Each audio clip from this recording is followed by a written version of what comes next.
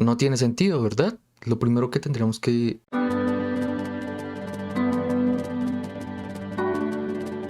Muy buenos a todos, ¿cómo están? Espero estén muy bien y bienvenidos una vez más a AP Arquitectura. En este video vamos a realizar un pequeño análisis de unos planos que tengo acá para la licencia de construcción. Sin embargo, no nos vamos a enfocar en temas de planimetría ni nada de eso, sino que vamos a hacer el análisis de la zonificación. Pero entonces, primero que todo, ¿qué es zonificar en la arquitectura? Para mí la zonificación en la arquitectura es la manera que se tiene para organizar todo el programa arquitectónico, entendiendo el programa arquitectónico como el listado de las áreas que el cliente solicita. En este video nos vamos a enfocar en lo que es la vivienda, por lo tanto la zonificación o el proceso como tal puede no ser exactamente el mismo, como lo sería para un centro comercial o para un hospital. Depende de muchas otras cosas, pero en esencia la zonificación es el organizar, conectar o correlacionar las áreas al interior de un espacio. Y antes de pasar directamente acá a estos planos, quiero mostrarles lo siguiente. Hay una serie de puntos que yo considero que como arquitectos, arquitectas tenemos que tener muy en cuenta para saber cómo llevar este proceso de zonificación de la manera más precisa posible. Todo tiene un porqué. El por qué colocamos una puerta, una ventana, por qué el baño está enseguida a tal área, porque una habitación está al lado o enfrente de otra. Entre más o mejor argumentado se encuentre un proyecto, mayor o más robusto va a ser. Cuando yo, en lo personal, estoy realizando un proceso de diseño, antes de empezar a zonificar y de pronto proyectar formas o distribuciones, lo primero que hago es estudiar una serie de puntos que son los que al final me van a decir cómo va a quedar el proyecto, ya que al realizar, digamos, este debido proceso, si lo podemos llamar así, nuestro proyecto va a quedar totalmente argumentado. Todo va a tener un porqué, desde una puerta, desde una ventana, hasta la forma final del proyecto. Entonces, ¿cuáles son esos puntos? Bueno, los dividí en dos partes. Para mí, la primera parte es esta. Lo primero que yo miro es la localización u orientación. Estos pues son los análisis que creo que todos hemos hecho en la universidad. Es lo más básico que puede haber. Sin embargo, a pesar de lo básico, nos proporciona información vital para nosotros poder realizar el proyecto. Por ejemplo, tenemos acá en nuestro lote con unas dimensiones X y Y que entramos a mirar nosotros exactamente por dónde sale el sol en la mañana y cuáles son los vientos predominantes de la zona. Ese es el clásico, el de la mañana, puede ser a las 6 de la mañana, luego aquí tenemos el del 12 de mediodía y acá ya tenemos el de las 6 de la tarde. Eso es según la orientación, nos va a decir cuál es la fachada que recibe más luz, menos luz, etcétera, etcétera. Ahora la localización, es bien entendido y me parece importante dejar claro que esta parte en especial, la localización, sí es importante. Vamos aquí a encerrarla. ¿Por qué? Porque no es lo mismo un proyecto que se localiza en Colombia a uno que se localiza en Chile o a otro que se localiza en España. Es completamente diferente. Por ejemplo, en España los horarios, el calendario de invierno, de verano, cambia. Inclusive llegan a cambiar las horas, como también creo que pasa en México, aunque creo que México ya no adopta la medida de cambiar la hora. Pero lo que nos importa es el clima. El clima sí cambia. En Chile pueden hacer unas temperaturas más altas o más bajas de lo que se daría en Colombia. ¿Por qué? Pues bueno, básicamente por la línea del Ecuador. Eso es un tema profundo que si no lo tienes muy claro, te recomiendo que lo estudies. Deja aquí en los comentarios si te interesaría que ahondáramos un poco más en este tema de la localización y orientación de nuestros proyectos. No todos los países manejan los mismos climas y eso es de las primeras cosas que tenemos que tener claras. Ya una vez hecho este análisis, tanto el de la iluminación solar como de los vientos predominantes, de donde cruza norte a sur a norte, oriente a occidente, ya te empieza a dar pistas de qué áreas pueden quedar unas antes que otras, unas arriba, otras abajo, jugar ya de pronto un poquito con las fachadas, pero todo de manera muy esquemática. El segundo punto, que para mí también es vital, es el cliente. El cliente es a fin de cuentas quien te dice qué quiere y qué no quiere.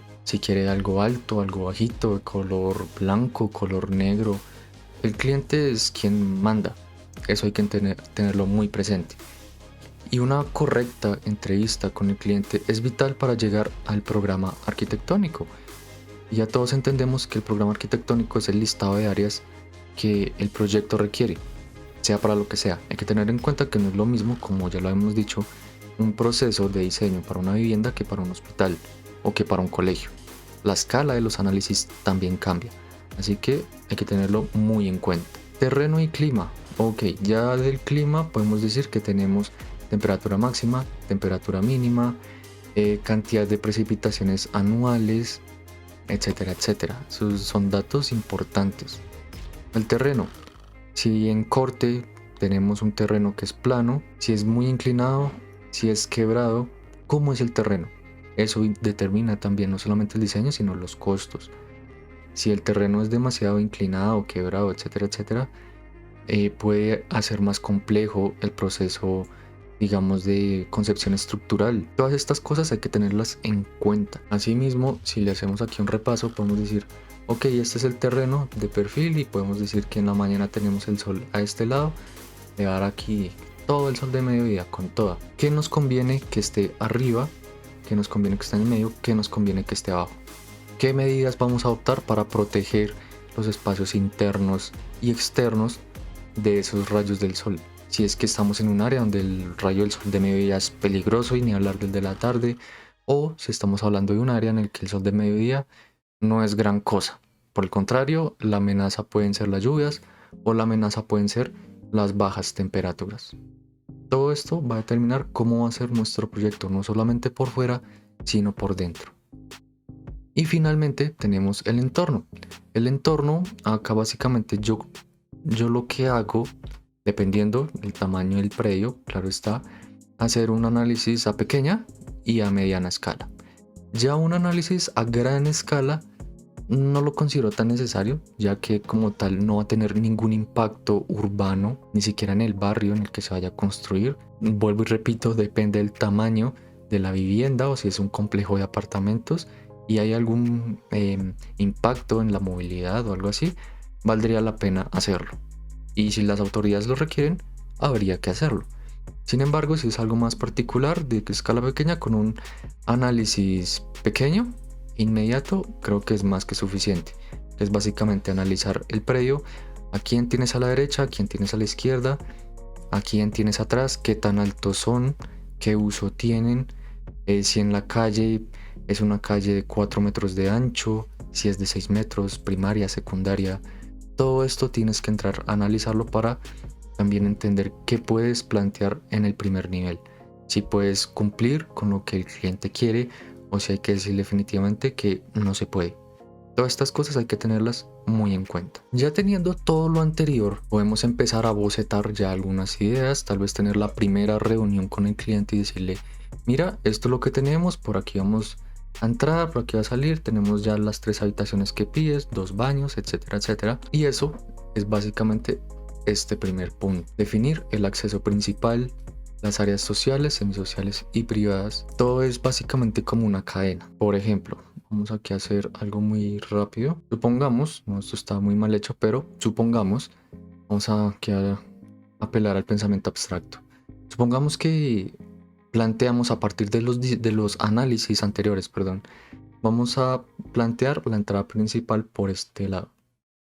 Le decimos a nuestro cliente que lo primero le sigue va a ser un área privada, como, no sé, su oficina personal. No tiene sentido, ¿verdad? Lo primero que tendríamos que plantear es un área completamente social, porque no importa si vienen familiares, si vienen amigos, si vienen, no sé, el señor del domicilio o que viene a hacer alguna reparación en tu casa o quien sea, va a tener como un contacto directo con esta área. La va a ver, va a ser el primer lugar que va a conocer de tu casa. Por lo tanto, tiene que ser algo completamente social. No me gusta usar la palabra público, porque ¿qué pasa cuando yo te digo un baño público? Pues te viene a la mente el baño que tenemos en las ciudades, ¿no? Donde algunos pagan y tienen que entrar, y pues por lo general no hay una muy buena concepción de higiene de un baño público. Por eso no me gusta usar la palabra público cuando hablamos de vivienda. Mejor el área social. Entonces tenemos esta área social que nos va a conectar con un área que posiblemente puede ser también un área social o puede ser ya semi-social.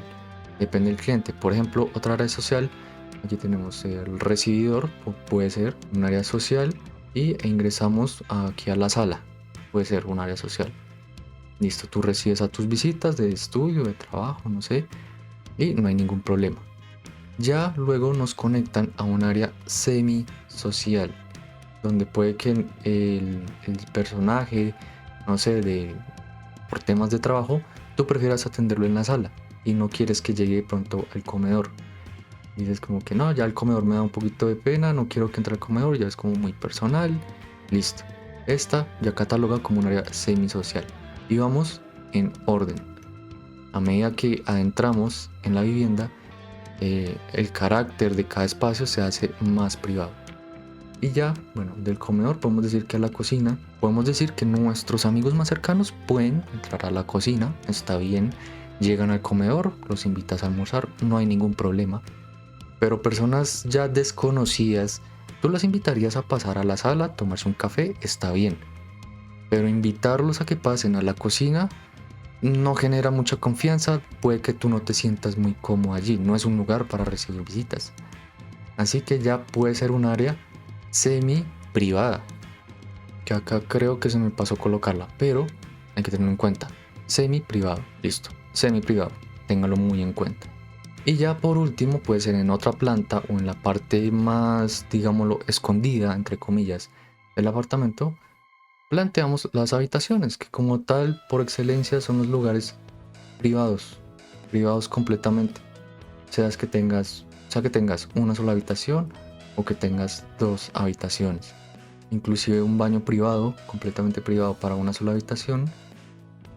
Y un baño familiar, listo, para todos los demás integrantes de la familia, un baño completo. Inclusive un baño social, que es medio baño, por lo general viene sin ducha, también se puede plantear. Ahora, esto, bueno, ya se los voy a comentar en el tercer punto. Pasamos al segundo punto, tipos de circulaciones. Por excelencia solo hay dos, las horizontales, básicamente lo que son los pasillos, y las verticales, escaleras y ascensores, si se da el caso.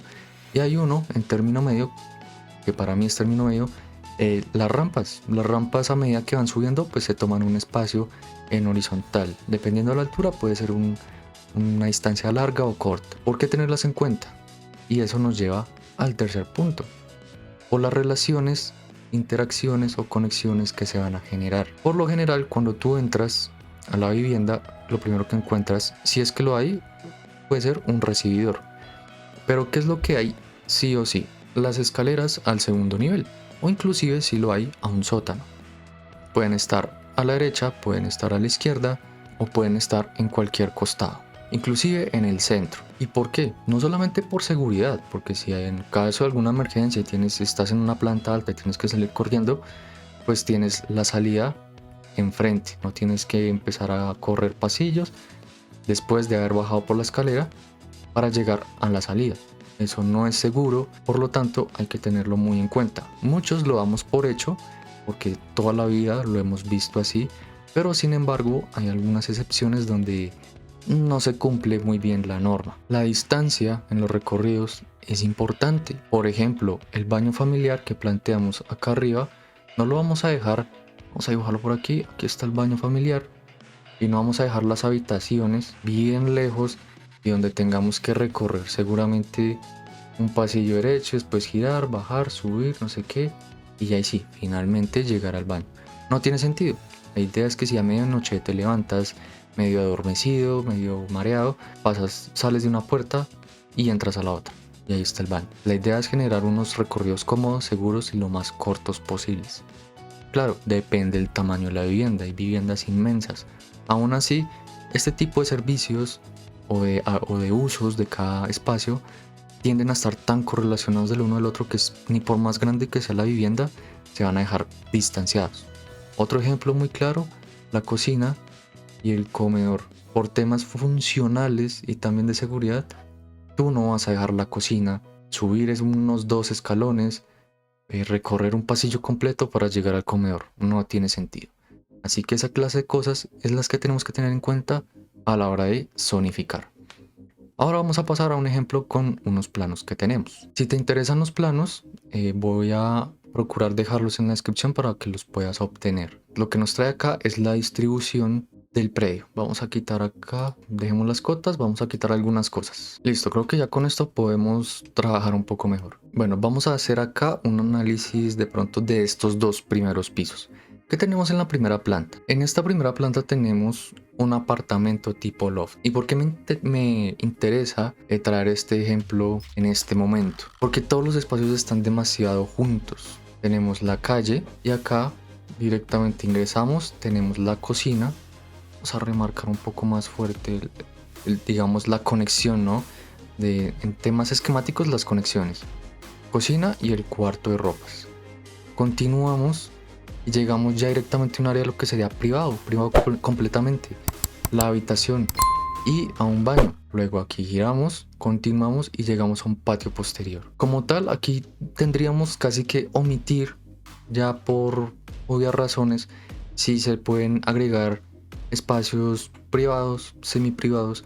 Realmente aquí no importa. Aquí básicamente es privado desde el momento en el que cruzas el acceso principal.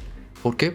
Porque al ser tipo loft, realmente es un área muy pequeña, a excepción de que trabajes, o digámoslo así, juegues, entre comillas, con barreras, como lo podrían ser barreras físicas o visuales, para empezar a separar las áreas, como por ejemplo acá alguna especie de cortina o cosa por el estilo. Sin embargo, este espacio no creo que sea ni el más propicio ni el suficiente para tú recibir visitas. Por lo tanto, quienes viven en este tipo de espacios tienen una vida social, pero afuera, que es en parte lo que se busca incentivar hoy en día. Por eso muchos apartamentos son tan pequeños. Continuando acá, tenemos la conexión del baño principal, el único baño que hay con la habitación es completamente directa. Si en un proyecto normal lo haría, yo no lo haría en un proyecto normal. Tener la puerta del baño al frente de mi cama prácticamente no lo haría, buscaría dejar la puerta un poco más escondida. Si el espacio lo da, dejar un walk-in closet o un vestidor en medio, dejarlo en medio. Con eso, ese walk-in closet o vestidor se convierte en una transición de nuestra habitación, nuestra cama, pasamos por el walk-in closet y llegamos al baño. Es algo mucho más cómodo, es mejor en todos los sentidos, solo si el espacio lo permite. Ya volviendo al resto del proyecto, tenemos esta otra área, el hall de acceso. Se puede considerar como un área semipública desde mi punto de vista porque no es del todo pública o social porque está cerrada. Hay un portón que lo separa del área que es totalmente pública. Acá solo tienen acceso cierto número de personas, quienes viven en los pisos superiores. Por lo tanto, semisocial, bueno, inclusive semipública creo que sería mejor usarlo acá. Y aquí ya ingresamos. Como ven, ya se nos están generando una serie de esquemas. Acá de pronto por el desorden de los planos y tantas líneas no se vea tan claramente, pero si has hecho procesos de zonificación muy esquemáticos, sabes que todos se componen de círculos, cuadrados, triángulos. Realmente es muy libre realizar este tipo de esquemas. No hay una regla general que te dice que es que un círculo significa tal cosa, un cuadrado tal otra, un triángulo tal otra, no. Realmente es algo que da mucha libertad y hace parte de un proceso creativo. Por eso mismo pues tiene su libertad. Pasando a la segunda planta, entonces llegamos de las escaleras al segundo nivel. ¿Con qué nos vamos a encontrar? Con la primera área, la sala. Una segunda área es el comedor y si giramos inmediatamente vamos a tener la cocina. Ya más adentro, en un área semi privada, tenemos ropas y por último tendríamos el baño. Acá ya se ve un poquito más claro el tipo de recorridos y conexiones que se empiezan a generar. Ya vemos cómo la cocina conecta con el comedor y el comedor con la sala. Es una conexión recíproca. Tú recibes tus visitas, los invitas a la sala, se toman algo. Si los invitaste a comer, se van a quedar a comer. Bueno, pasemos al comedor Y mientras tú estás en la cocina preparando algo para tus visitas, ellos van a estar aquí, manteniendo una relación directa contigo y tú con ellos. No se pierde en ningún momento el contacto visual. Hay una buena comunicación. Muy diferente sería el yo atravesar acá un muro completo. Pues ni modo, tus visitas van a estar aquí paradas todo el tiempo detrás tuyo charlando contigo. Inclusive este muro se puede plantear a media altura. Se separan las áreas, es cierto, pero se mantiene una relación visual. Haciendo esto, es verdad que este recorrido, este tramo del recorrido, desaparecería. No sería útil, aquí ya no se podría pasar por este ladito. Ya no se puede pasar, tenemos que tomar un camino más largo. Que si es viable o no es viable, depende del proyecto. Tú decides, el cliente decide si quiere una conexión directa o si quiere dar la vuelta para pasar de un lado al otro. El baño queda lo más lejos de las áreas sociales, eso me parece excelente, y está cerca del cuarto de ropas, de la cocina, y no me genera ninguna incomodidad. Finalmente ya llegamos a la última planta. Perdonen que aquí no se me ven las escaleras, las borré en alguna de las capas que están ahí. Hay que ser muy organizados con las capas, recuerden eso. Subimos. Hall de habitaciones, clasifica como semi privado, depende. Y las habitaciones, pues por supuesto, completamente privadas, unas áreas completamente privadas. Dos habitaciones. Tenemos un baño privado que está al servicio de la habitación número 2. Tenemos aquí el hall y un baño familiar al servicio del resto de integrantes de la familia. Sea que sean una familia 4, una familia 3 o de 5, no importa. ¿Qué otras relaciones indirectas se generan? Como lo vimos en los puntos que tenemos que tener en cuenta antes de zonificar. Tenemos acá un aislamiento, un patio posterior. ¿Cómo iluminamos las escaleras? Ok, tenemos una ventana, luz natural durante el día. En la noche sobre el hall podrán haber algunos focos, algún tipo de iluminación artificial. Lo mismo para la habitación. Aprovechan este patio, iluminan y se ventilan de manera natural. Es algo importante. ¿Cómo surgió todo esto? Pues bueno, a partir de todos los análisis que se hicieron previamente antes de ponernos a generar todo este tipo de esquemas, jerarquías y todo esto. Lo mismo para la habitación número 2. Acá nos plantea una ventana de un ancho de 1,82 m. Eso depende de qué es lo que hay allá afuera.